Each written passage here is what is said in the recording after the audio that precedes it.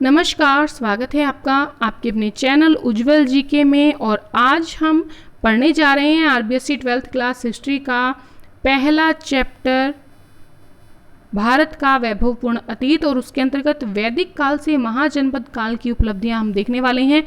महत्वपूर्ण प्रश्नों की संख्या 67 रहने वाली है और प्रश्न व्याख्या सहित हम देखेंगे।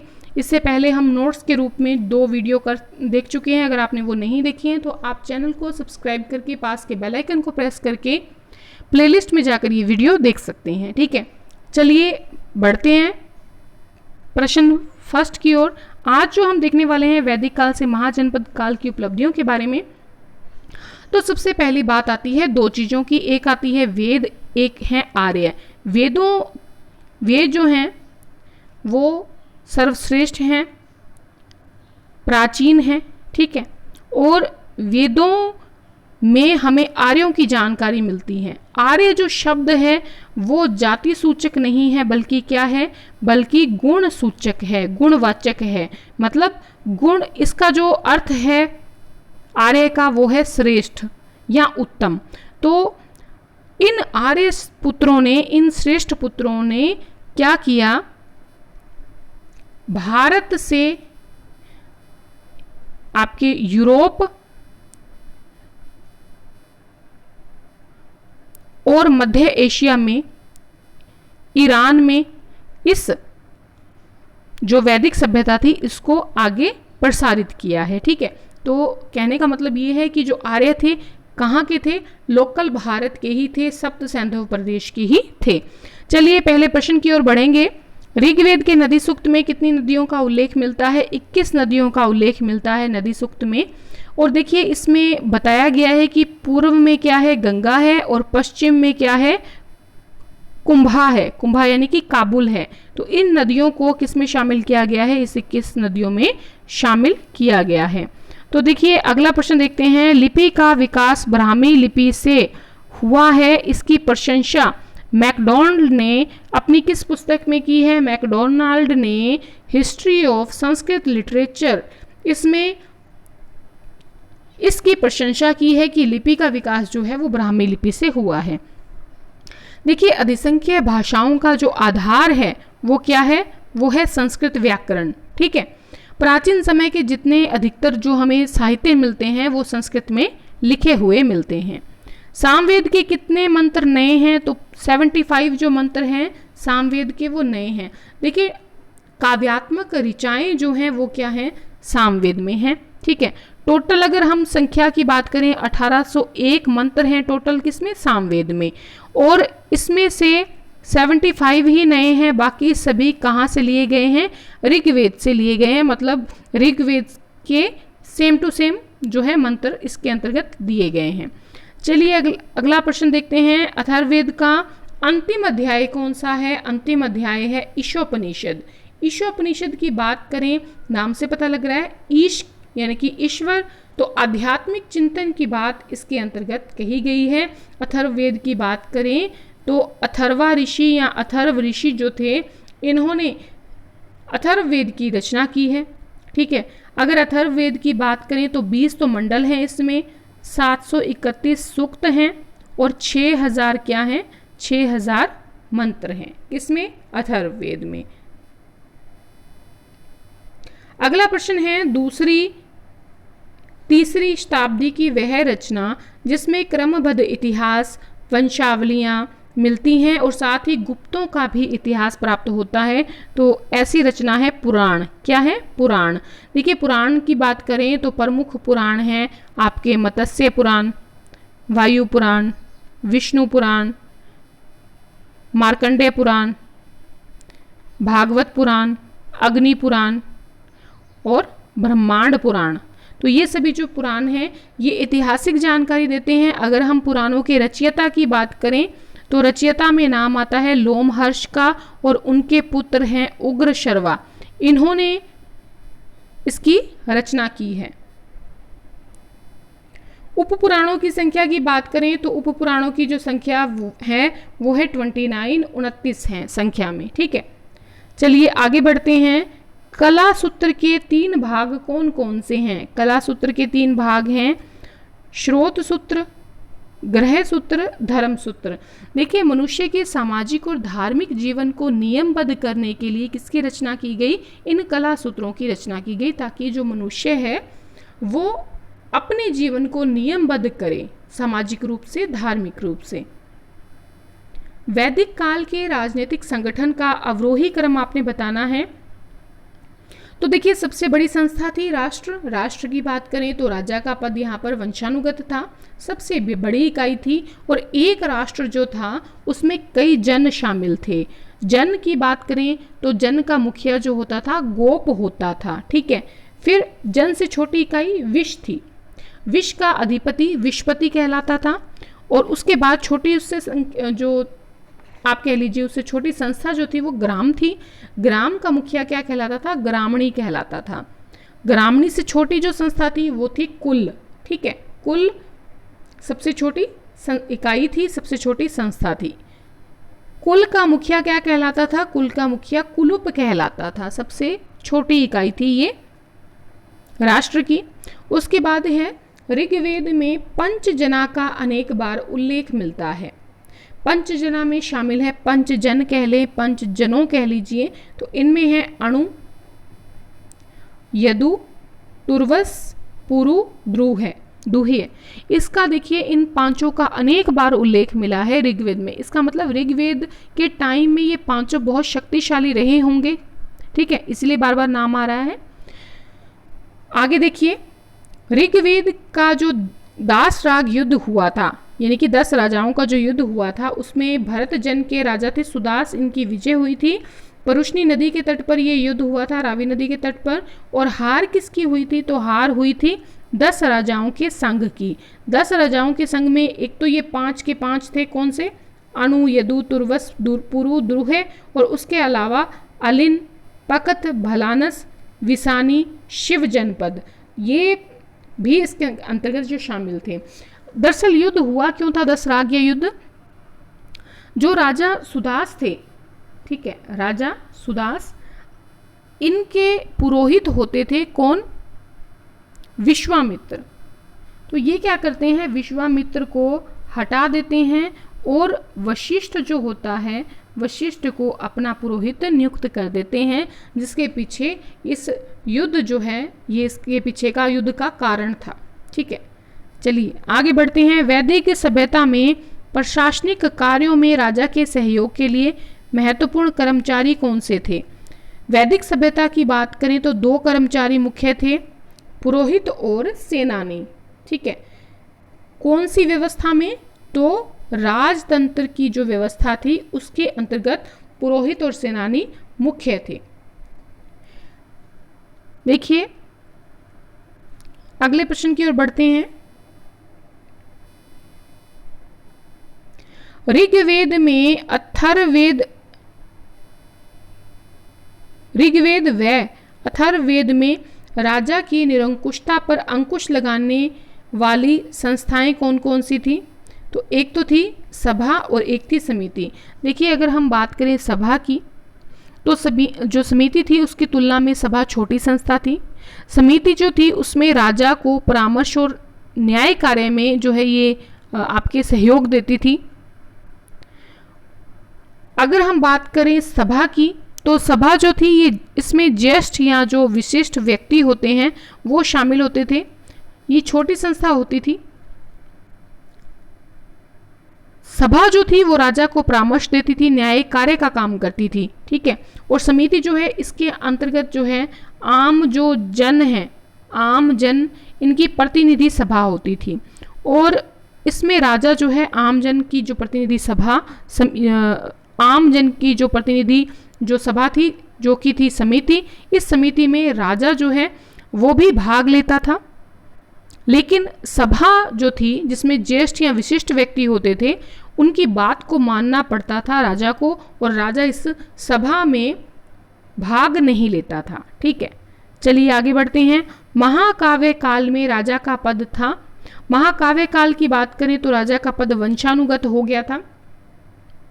ये महाकाव्य काल कौन सा है? जब रामायण की रचना हुई है, महाभारत की रचना हुई है, तो ये कौन सा काल है? महाकाव्य काल है, ठीक है।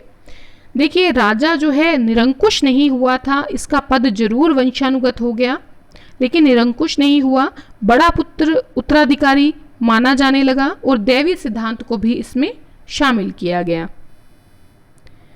महाभारत काल में मंत्री परिषद के 18 विभागों का उल्लेख है, ये कहलाते हैं, तो ये कहलाते हैं आपके तीर्थ। क्या कहलाते हैं? तीर्थ कहलाते हैं, जो प्रशासन में हेल्प करते थे। महाभारत काल के प्रमुख गणराज्य कौन कौन से हैं? अंधक, वृष्णि, कुकुर, भोज, ये गणराज्य थे, प्रमुख गणराज्य महाभारत काल के। महाजनपद काल की प्रमुख उपलब्धि क्या थी कि एक तो सुदृढ़ राजतंत्र था और एक गणतंत्रात्मक शासन व्यवस्था थी महाजनपद काल में। देखिए महाजनपद काल जहां पर 16 महाजनपदों का उल्लेख प्राप्त होता है। अब इस टाइम पे क्या हुआ, जो कुल हमने अभी बात की थी, कुल की वैदिक काल में कुल सबसे छोटी इकाई थी, इस कुल या कबीले का जो स्थायी भौगोलिक आधार था वो समाप्त हो गया। जन जो थे, जिनको हम कहते हैं कि जन का राजा, जन का मुखिया गोप था, जन जो है वो बसने शुरू हो गए। पहले क्या करते थे? घूमते थे एक जगह से दूसरी जगह, अब बसने शुरू हो गए, इसलिए क्या कहलाए? अब जनपद कहलाए। ठीक है, महात्मा बुद्ध के टाइम तक जनपदों का पूरी तरह से विकास होने लगा। राजा की जो राज्य की कल्पना थी वो जातीय की बजाय कैसी हो गई? भौगोलिक हो गई। ठीक है, अब जनपदों में क्या होने लगा भी, जब एक जगह बसेंगे तो जाहिर सी बात है भौगोलिक क्षेत्र को लेकर युद्ध तो होगा, संघर्ष तो होगा, तो जनपदों में संघर्ष भी शुरू हो गए। निर्बल राज्य क्या करते थे? शक्तिशाली राज्यों में विलीन होने लगे। तो फिर अंत में कितने रह गए? अंत में 16 महाजनपद रह गए। और उसके बाद उनकी बात करें तो उनमें भी 4 महाजनपद मुख्य थे। अंग, मगध, काशी की क्रमशः राजधानियां बताएं। ये 16 महाजनपदों में हैं। तो अंग की बात करें तो अंग की थी चंपा, मगध की थी गिरिव्रज राजगृह, और काशी की राजधानी थी वाराणसी। ठीक है, मगध की बाद में पाटलिपुत्र राजधानी हो गई थी चंद्रगुप्त मौर्य के टाइम पीरियड में। ठीक है, आगे जाके कौशल, वज्जी या वाज्जी संघ एवं मल्ल की राजधानी क्रमशः कौन सी थी? कौशल की थी श्रावस्ती, वाज्जी की थी वैशाली और मल्ल की थी कुशीनारा और पावा। ठीक है, देखिए जो वाज्जी संघ है, मल्ल जो है, ये दोनों किससे संबंधित हैं? आपके जैन और बौद्धों से। ठीक है, चलिए आगे बढ़ते हैं। 4 महाशक्तिशाली जनपद कौन कौन से थे? तो चारों में नाम आता है कौशल, मगध, वत्स और अवंतिका, और इनमें से भी सबसे प्रमुख हो गया था मगध। यहाँ पर कैसी व्यवस्था थी? राजतंत्रात्मक। ठीक है, चलिए आगे बढ़ते हैं। चेदी, वत्स, कुरु की राजधानियां कौन सी थी? इनकी राजधानियां थी चेदी की सुक्तिमती, वत्स की कौशाम्बी, कुरु की इंद्रप्रस्थ। महाभारत काल में आप इंद्रप्रस्थ राजधानी का नाम सुनते हैं। महाजनपद काल में 10 राज्यों में गणतंत्रात्मक व्यवस्था थी, उनके नाम बताइए। तो ये नाम जो है हमें कहाँ से प्राप्त होते हैं? ये नाम हमें प्राप्त होते हैं बौद्ध ग्रंथों से, याद रखिएगा। ठीक है, कपिलवस्तु के शाक्य इसमें जो है मुख्य थे, रामगाम के कोलिय, वैशाली के लिच्छवी, ये भी महत्वपूर्ण थे। ठीक है, और कुशीनारा के मल और पावा के मल, ये सभी जो हैं ये मुख्य थे। एक बार देख लीजिए, कपिलवस्तु के शाक्य, रामगाम के कोलिय, सुनसुम गिरी के भग, अलकप्पम के बुली, केसपुत के कालाम, कुशीनारा के मल, पावा के मल, पिपलीवन के मौर्य, मिथिला के विदेह और वैशाली के लिच्छवी। ये जो है 10 जो हैं इनमें गणतंत्र व्यवस्था थी। और पावा के मल, कुशीनारा के मल, कपिलवस्तु के शाक्य, वैशाली के लिच्छवी, ये जो है महत्वपूर्ण थे। रामगाम के कोलिय भी। अगला है भारत में गणतंत्रात्मक शासन पद्धति एवं संवैधानिक व्यवस्था के प्रमाण कितने समय पुराने हैं? तो लगभग आज से 2500 साल पुराने हैं। ठीक है, देखिए यहां पर क्या था कि प्रत्येक व्यक्ति जो होता था वो अपने आप को इस व्यवस्था के अंतर्गत राजा समझता था। राजा निर्वाचित होता था। ठीक है, ये चीज भी याद रखिए। चलिए अगले प्रश्न की ओर बढ़ते हैं। पांचाल मत्स्य सूरसेन की राजधानियां बताएं। पांचाल की थी अहिछत्र, मत्स्य की थी विराटनगर। देखिए पांचाल की थी अहिछत्र व कांपिल्य, विराटनगर या बैराठ मत्स्य की थी, और सूरसेन की थी मथुरा। ये किससे संबंधित है? कृष्ण से, सूरसेन। ठीक है, चलिए आगे बढ़ते हैं। अश्मक, अवंती, गांधार व कंबोज की क्रमशः राजधानियां बतानी हैं। पैदन्य या पोतन अश्मक की थी, उज्जैनी अवंती की थी, गांधार की थी तक्षशिला, और कंबोज की थी राजपुर हाटक। ये राजधानियां थी क्रमशः इनकी। ये 16 महाजनपदों में प्रमुख थे। फिर है गणतंत्रात्मक व्यवस्था की गणतंत्रात्मक शासन पद्धति में राजा के मुख्य सहयोगी थे। देखिए उधर जो हमने सहयोगी देखे थे राजतंत्र की व्यवस्था में, वहां पे तो थे पुरोहित और सेनानी। यहां पर कौन है? यहां पर हैं उपराजा, भंडारिक और सेनापति। तो याद रखिएगा, गणतंत्रात्मक व्यवस्था की सर्वोच्च राजनीतिक संस्था कौन सी थी? सभा। अब देखिए राजतंत्र में भी हमने देखा है एक सभा को, एक समिति को, पर यहां पर मुख्य थी सभा। एक ही संस्था होती थी, सभा। जिस स्थान पर सभा की जाती थी उसे कहा जाता था संस्थागार। ठीक है, संस्थागार या संस्थागार। ठीक है, ये कुल प्रमुखों की संस्था होती थी, जो सभा होती थी। ठीक है, और जो विभिन्न विषयों पर क्या करती थी? विचार विमर्श करती थी, फिर निर्णय देती थी। इसमें जो व्यक्ति होता था, मुख्य व्यक्ति जो बोलता था, वो 3 बार किसी चीज को दोहराता था। अगर उस पर किसी को आपत्ति होती तो वो खड़ा हो जाता, अगर आपत्ति नहीं होती तो शांत रहते। जो मौन रहते थे इसका मतलब कि यहाँ पर वो जो विचार विमर्श हो रहा है जिस चीज के लिए, वो चीज जो है लागू कर दी जाती थी। ठीक है, और कोरम जो है या 1/3 जो सदस्य हैं उनका होना जरूरी होता था। किस व्यवस्था में? गणतंत्रात्मक शासन व्यवस्था में, सभा में, जब सभा की जाती थी। ठीक है, संस्थागार या संस्थागार में सदस्यों की निश्चित क्रम में बढ़ने की व्यवस्था कौन करता था? बढ़ने की नहीं है, या बैठने की आएगा। ठीक है, निश्चित क्रम में बैठने की जो व्यवस्था थी वो आसन पन्नापक अधिकारी करता था। वर्ण व्यवस्था में दृढ़ता किस काल में आई थी? दृढ़ता आ गई थी सूत्र काल में। किस काल में? सूत्र काल में वर्ण व्यवस्था में दृढ़ता आ गई। देखिए अगर हम ऋग्वेद की बात करते हैं, ऋग्वेद का पुरुष सूक्त है, उसका 10वां मंडल है, वो क्या कहता है? परम पुरुष से समाज के 4 वर्णों की उत्पत्ति हुई है। आप सब जानते हैं, ब्राह्मण, क्षत्रिय, वैश्य, शूद्र। और इनका आधार क्या था? वर्णों का व्यवसाय था। ठीक है, उत्तर वैदिक काल में भी इस व्यवस्था का आधार जो रहा वो क्या रहा? कर्म था। पहले क्या था? पहले था व्यवसाय। किस काल में? ऋग्वैदिक काल में। फिर उत्तर वैदिक काल में क्या बन गया? उत्तर वैदिक काल में कर्म के आधार पर ये व्यवस्था आई। लेकिन जब सूत्र काल आया, तब सूत्र काल तक आते आते ये व्यवस्था जन्म पर आधारित हो गई। ठीक है, महात्मा बुद्ध के समय, और इस महात्मा बुद्ध का जब टाइम पीरियड आता है, जैन धर्म का टाइम पीरियड आता है, तो इसमें कठोरता आ जाती है। और आप मानेंगे, आप जब पढ़ते हैं बौद्ध साहित्य, तो बौद्ध साहित्य में आपको वर्ण भेद की जो है कटु आलोचना देखने को मिलती है। इसका मतलब उस टाइम पीरियड तक क्या हो गया था? वर्ण भेद के विकृत रूप जो है, विकृत रूप से धीरे धीरे जाति व्यवस्था बनी। और ये किस पर आधारित थी? जाति व्यवस्था, ये जन्म पर आधारित जो है जाति व्यवस्था बन गई थी। ठीक है, चलिए आगे बढ़ते हैं। वर्ण व्यवस्था में दृढ़ता सूत्रकाल में आई, ये देख लिया है हमने। किस ब्राह्मण ग्रंथ का कथन है कि कोई व्यक्ति ज्ञान से ब्राह्मण बनता है, जन्म से नहीं? ये शतपथ ब्राह्मण में लिखा गया है कि कोई व्यक्ति जो है ज्ञान से ब्राह्मण बनता है, जन्म से नहीं। आजकल आप देख लीजिए, ब्राह्मणों को किसी को संस्कृत के श्लोक नहीं आते होंगे। ठीक है, सभी ब्राह्मणों की बात नहीं है, कुछ की बात हो रही है। तो जन्म से नहीं बल्कि ज्ञान से ब्राह्मण बनता है व्यक्ति। चलिए आगे बढ़ते हैं। आश्रम व्यवस्था का विकास माना जाता है।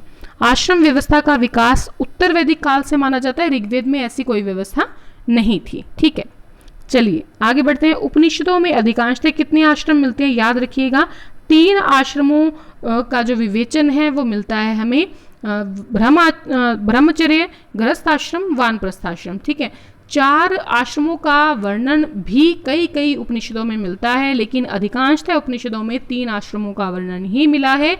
आश्रम व्यवस्था का सही रूप से उल्लेख और पूरी जानकारी जो हमें मिलती है वो मिलती है धर्म सूत्र साहित्य से और स्मृति ग्रंथों से। ठीक है, ये याद रखिएगा।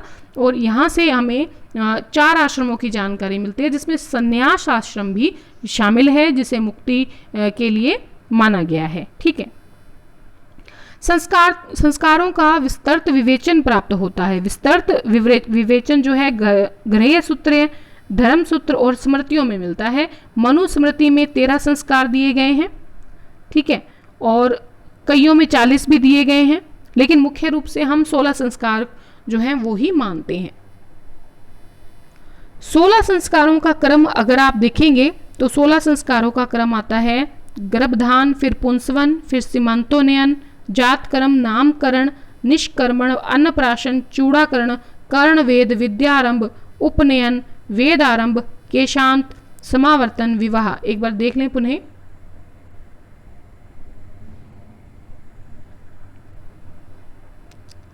चलिए आगे बढ़ते हैं। किन 3 पुरुषार्थों का संबंध सांसारिक जीवन से है? तो देखिए धर्म, अर्थ, काम, धर्म, अर्थ, काम, इन तीनों पुरुषार्थों का संबंध सांसारिक जीवन से है।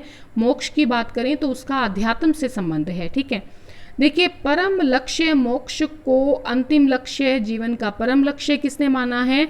उपनिषद ने माना है, जैनों ने माना है, बौद्धों ने माना है। ठीक है, और पहले 3 को यानी कि धर्म, अर्थ, काम को वैदिक काल में अनुसरणीय बताया गया है। भारतीय ऋषियों के अनुसार 3 ऋण कौन कौन से हैं? 3 ऋणों की बात करें तो पितृ ऋण, ऋषि ऋण, देव ऋण, ये 3 ऋण माने गए हैं। पितृ ऋण का मतलब देखिए हमें संसार से जब हम जाते हैं कहा जाता है कि हमें ऋण होना बहुत ज़रूरी है, मतलब इन ऋणों से मुक्ति ज़रूरी है।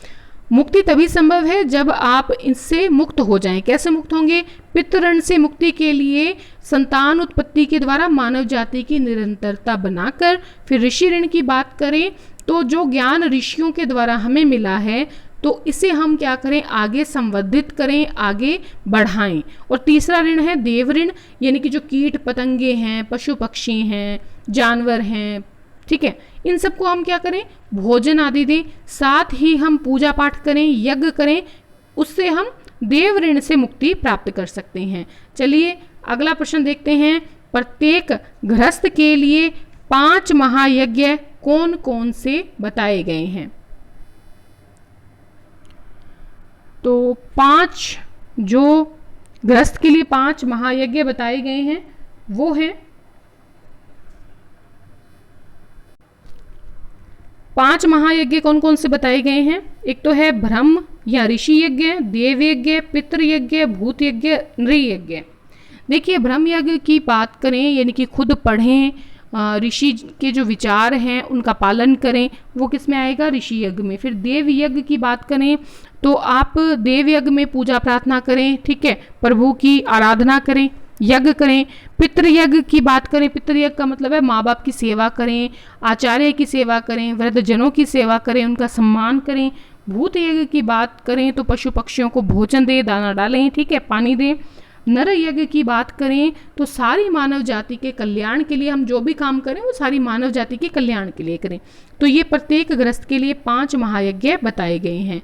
वैदिक काल की महत्वपूर्ण ऋषिकाएं कौन थी? घोषा, अपाला, लोपामुद्रा, विश्वारा, सिक्ता, निवावरी। तो ये जो महिलाएं थीं, ये जो ऋषि थीं, ऋषिकाएं, ये यज्ञों का संपादन करती थीं। धर्म शास्त्रों में विवाह के कितने प्रकार बताए गए हैं? 8 प्रकार बताए गए हैं। कौन कौन से बताए गए हैं? ब्रह्म विवाह, देव विवाह, आर्य विवाह, ठीक है, प्रजापत्य विवाह, फिर आता है असुर विवाह, गंधर्व विवाह, राक्षस विवाह और पैशाच विवाह। तो जो पहले 4 हैं कौन कौन से? ब्रह्म विवाह, देव विवाह, आर्य विवाह और प्रजापत्य विवाह। पहले 4 विवाह ही मान्य हैं, अंतिम 4 अमान्य हैं धर्मशास्त्रों के अनुसार। स्वर्गवासी देवता, आकाशवासी जो देवता हैं उनमें कौन कौन से देव शामिल किए गए ऋग्वेद में? तो धोस, वरुण, सूर्य, सावित्री, अदिति, उषा, मित्र, विष्णु, अश्विन, मित्र। ये सभी जो हैं ये स्वर्गवासी देवता या आकाशवासी देवता के रूप में शामिल किए गए हैं। फिर आता है पार्थिव या पृथ्वीवासी देवता के रूप में किसे शामिल किया गया है? तो पृथ्वी को, अग्नि को, सोम को, बृहस्पति को, सरस्वती आदि को। मुख्य रूप से ये है। ठीक है, देखिए डटे रहें अपने पथ पर जब तक आपको सफलता नहीं मिलती। पढ़ते रहें, जितना पढ़ेंगे उतना ही कम है आपके लिए। ठीक है, चलिए आगे बढ़ते हैं। वायुमंडलीय देवता या अंतरिक्षवासी जो देवता हैं उनमें शामिल हैं वरुण, वात, इंद्र, रुद्र, पर्जन्य, मारुत। इस रुद्र को ही बाद में शिव का रूप दे दिया गया। कौन सी रचना कर्मयोग पर चलने का संदेश देती है? श्रीमद् भगवद गीता। 100 पतवार वाली नाव का उल्लेख हमें किसमें मिलता है? ऋग्वेद में मिलता है। देखिए बौद्ध साहित्य का एक प्रसंग है जिसमें बताया गया है कि जो इंद्र की प्रतिमा है, ठीक है, उसका मूल्य 10 गायें हैं। किसमें बताया गया है? वैदिक साहित्य के एक प्रसंग में। और गोबर की खाद का प्रयोग भी बताया गया है ऋग्वेद में। वैदिक काल में श्रेष्ठी गण गणपति शब्द का प्रयोग किसके लिए हुआ है? तो ये हुआ है व्यवसायिक संघों के लिए। ठीक है, व्यवसायिक संघों के लिए। चलिए अगला प्रश्न देखते हैं, 46वां प्रश्न। महाकाव्य काल में कितने प्रकार की उपज का उल्लेख मिलता है? 2 प्रकार की उपज। एक उपज थी वन्य, एक थी कृष्ट। देखिए जो अपने आप पैदा होती है उसे वन्य कहते हैं, जो कृषि कार्य द्वारा, मेहनत द्वारा, परिश्रम द्वारा जो है पैदा होती है उसे कृष्ट कहते हैं। वैदिक काल में कर जो था वो 1/6 से 1/10 तक था। वैसे अधिकतर 1/6 रखते हैं, लेकिन आप दोनों ध्यान रखिएगा 1/10 तक लिया जाता था कर। ठीक है, देखिए ऋग्वेद की बात करें तो ऋग्वेद में जो कर है वो कर नहीं देना पड़ता था। ऋग्वेद में राजा लोगों के पास, जो आम जनता थी, वो दैनिक जीवन के जो जैसे साग सब्जी है, फल फ्रूट हैं, ठीक है, जो दैनिक जीवन की जो वस्तुएं हैं वो देने के लिए चली जाती थी राजा को प्रतिदिन। और बाद में धीरे धीरे उत्तर वैदिक काल तक आते आते इसको कर का रूप दे दिया गया, मतलब इसको लेना अनिवार्य कर लिया गया 1/6 से 1/10 तक। ठीक है, आगे बढ़ते हैं। कोलवी, सांची, भरहुत, अमरावती, कन्हेरी, मुंबई। कन्हेरी कहाँ है? मुंबई में। कारले भाजा, ये कहाँ है? मुंबई पुणे के मध्य है। ये किसके लिए प्रसिद्ध हैं? तो ये सभी जो हैं ये सभी चैत्य और विहार के रूप में बढ़िया, मतलब आप कह सकते हैं कि श्रेष्ठ उदाहरण है बौद्ध चैत्य के, बौद्ध विहारों के। ठीक है, साथ ही देखिए गांधार और मथुरा कला को भी याद रखिएगा। मूर्ति कला की जो ये 2 कलाएं थी उल्लेखनीय है, गांधार व मथुरा। वैदिक काल में बुनाई के कार्य और बुने हुए वस्त्र को क्या कहते थे? देखिए बुनाई के काम को तो व्यन कहते थे और बुने हुए वस्त्र को व्यून कहते थे। चरक, सुश्रुत, धन्वंतरी कौन थे? ये प्रमुख चिकित्सक थे। कौन से चिकित्सक? आयुर्वेदिक चिकित्सक। ठीक है, और चरक ने क्या लिखा है? चरक ने चरक संहिता लिखी है, ये भी याद रखिएगा। और एक चीज और, आयुर्वेद जो है वो क्या है? वो ऋग्वेद का उपवेद है। कहा जाता है कि सबसे पहले ब्रह्मा ने आयुर्वेद का ज्ञान जो था वो दक्ष को दिया और भास्कर को दिया। दक्ष प्रजापति ने क्या किया? ये ज्ञान अश्विन कुमारों को दिया और अश्विन कुमारों ने जो पर्वत हैं वहां पर जाकर औषधियां उत्पन्न की। ऐसा लिखा गया है ऋग्वेद में।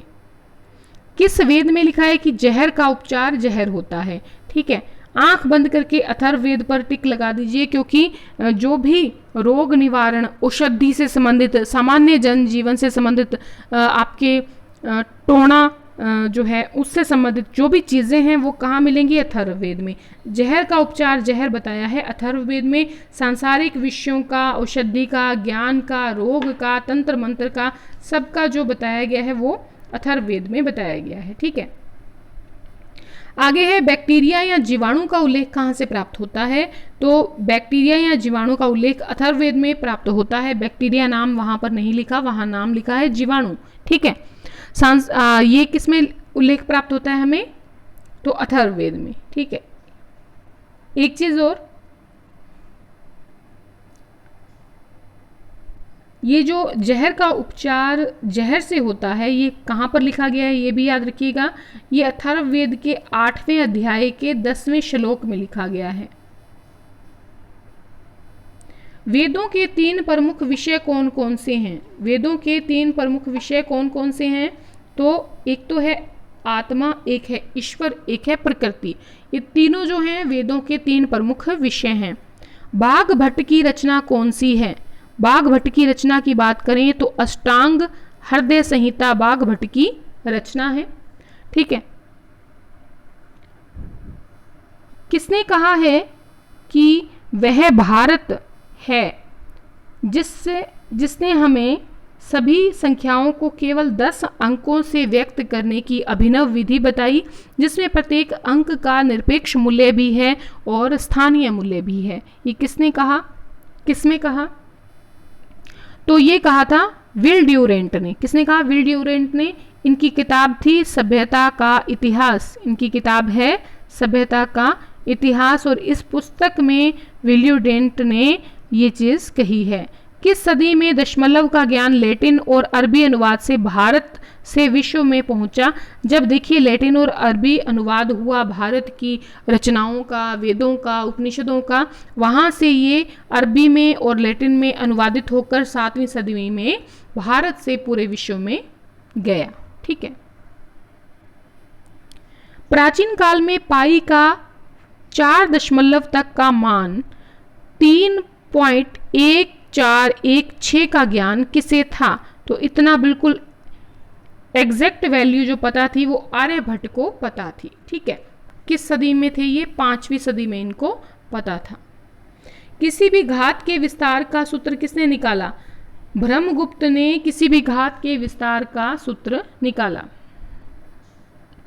लीलावती सिद्धांत शिरोमणि किसके प्रसिद्ध ग्रंथ हैं? भास्कराचार्य के प्रसिद्ध ग्रंथ हैं और इसमें इन्होंने अंक गणित के बारे में बताया है, बीज गणित के बारे में बताया है, ठीक है, रेखा गणित के बारे में बताया है और इन तीनों की महत्वपूर्ण जानकारियां इस पुस्तक से प्राप्त होती हैं। शुल्व सूत्र की जानकारी जो है, शुल्व सूत्र से हमें जानकारी मिलती है क्षेत्रफल के सूत्रों की। ठीक है, ये किसकी रचना है? शुल्व सूत्र ये रचना है बोधायन की। ठीक है, किसकी रचना है?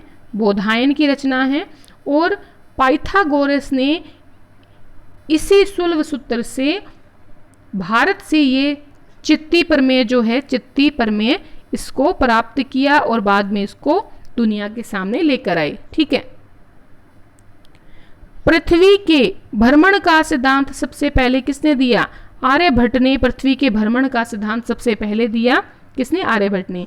इस टाइम में अगर हम विश्व की बात करें तो विश्व को सिर्फ इतना पता था विश्व में कि पृथ्वी के आकार के बारे में केवल जानकारी थी। उस समय हमारे पृथ्वी भ्रमण करती है, ये किसने जानकारी दी? आर्यभट्ट ने। जब विश्व में ये पता था केवल कि पृथ्वी का आकार कैसा है, उस समय आर्यभट्ट ने ये जानकारी तक अपनी किताब में लिख दी कि पृथ्वी जो है भ्रमण करती है और उसका सिद्धांत क्या है। ठीक है, तो हम इतनी आगे थे। ठीक है, अपने साहित्य में, दर्शन में। अणु सिद्धांत और वैशेषिक दर्शन के रचयिता कणाद ऋषि हैं। ऋषि कणाद हैं। ठीक है, इन्होंने पदार्थ के बारे में, उसके संगठक तत्व के बारे में, गुण के बारे में, ठीक है, गुण के बारे में भी बताया, सिद्धांत दिया। भौतिक विज्ञान की जानकारी हमें कणाद ऋषि ने दी अणु सिद्धांत के जरिए। ठीक है, चलिए आगे बढ़ते हैं। अणुओं के संयोजन की विशद धारणा किसने प्रदान की? ऋषि कणाद ने प्रदान की। अणुओं के संयोजन की विशद धारणा ऋषि कणाद ने प्रदान की। प्रशस्त पाद की रचना क्या है? पदार्थ धर्म संग्रह। ठीक है, देखिए 14वीं शताब्दी में यूरोप में भौतिकी के सिद्धांत जो प्रस्तुत किए गए वो 5वीं शताब्दी के जो भारत में सिद्धांत ये उपलब्ध थे, इन्हीं को 14वीं शताब्दी में बताया गया। कहां पर? यूरोप में। व्योम शिवाचार्य की रचना व्योमवती है। मानव संस्कृति का उद्गम स्थल भारत से ही है, ये किस विद्वान ने कहा? कर्नल अलकाट ने कहा। कर्नल अलकाट ने कहा। ऋग्वेद आर्यों का भौगोलिक क्षेत्र कौन सा था? सप्त सैंधव। तो आज हमने 67 क्वेश्चन देखे हैं। आशा है आपको वीडियो अच्छी लगी होगी। अगर आपको वीडियो अच्छी लगी है प्लीज़ कमेंट करके बताएं और शेयर करें अधिक से अधिक अपने मित्रों में। अगर चैनल पर नए हैं तो प्लीज़ चैनल को सब्सक्राइब कर लें, पास के बेल आइकन को ज़रूर प्रेस करें ताकि नई वीडियो की नोटिफिकेशन समय रहते मिलती रहे। आज के लिए इतना ही, और अब हम लेसन सेकंड करेंगे, चैप्टर सेकंड देखेंगे और उसके महत्वपूर्ण प्रश्नोत्तर जल्दी आपके सामने लेकर आएंगे। तो तब तक के लिए धन्यवाद।